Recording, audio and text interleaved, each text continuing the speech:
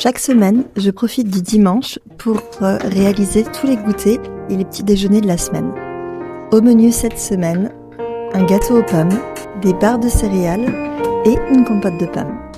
Pour les barres de céréales, j'ai utilisé ce muesli que j'ai acheté il y a plus d'1 an, mais que mes mecs n'aiment pas, au petit déjeuner. Je mets environ 30 g d'huile de coco, 40 g de miel, 30 g de sirop d'agave pour 200 g de muesli. Je cuis ça 15 minutes à 150 degrés et ensuite la petite astuce que j'ai vue et qui fonctionne très très bien, c'est qu'une fois que c'est refroidi, donc lorsque ça sort du four, de les mettre environ 15 minutes au congélateur ou 1 heure dans le frigo.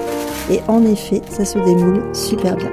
Mon mec a goûté, la recette est validée, c'est trop bien. Pour le gâteau aux pommes, c'est une recette on ne peut plus simple. Je trouve juste que les gâteaux, que ce soit aux pommes, au chocolat, même les gâteaux nature, sont beaucoup trop sucrés. Dans la recette d'origine, c'est 200 g de sucre. À l'époque où je l'ai recopié, je l'avais déjà divisé par 2. Je mettais 100 g, maintenant je ne mets que 50 g de sucre. Je trouve que les pommes sont assez sucrées. Et d'ailleurs, ce qui est fou, toutes les pommes que j'utilise aujourd'hui, ce sont les pommes que j'avais achetées fin octobre pour le défi zéro dépense. Je les avais conservées dans mon sous-sol.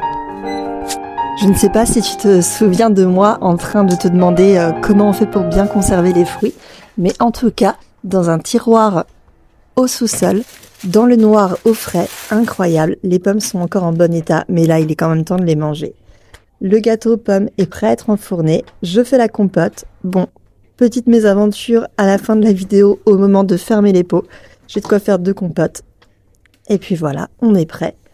Moi, dans ma tête, le dimanche, ce n'est pas le dernier jour de la semaine. Ça fait plusieurs années maintenant que, au niveau du mental, je me dis que le dimanche, c'est le premier jour de la semaine. Et c'est un tout petit détail, mais je te promets que commencer sa semaine par un jour où on ne travaille pas, un jour chill, c'est incroyable. Avant, je détestais le dimanche parce que pour moi, c'était signe de fin. En plus, tout était fermé, c'était triste. Et depuis que dans ma tête, le dimanche est signe de renouveau, de nouvelle semaine, j'apprécie trop de commencer cette nouvelle semaine avec la chance de faire une grasse matinée, la chance de préparer des bons petits repas, la chance de me faire un sauna, c'est mon programme de cet après-midi.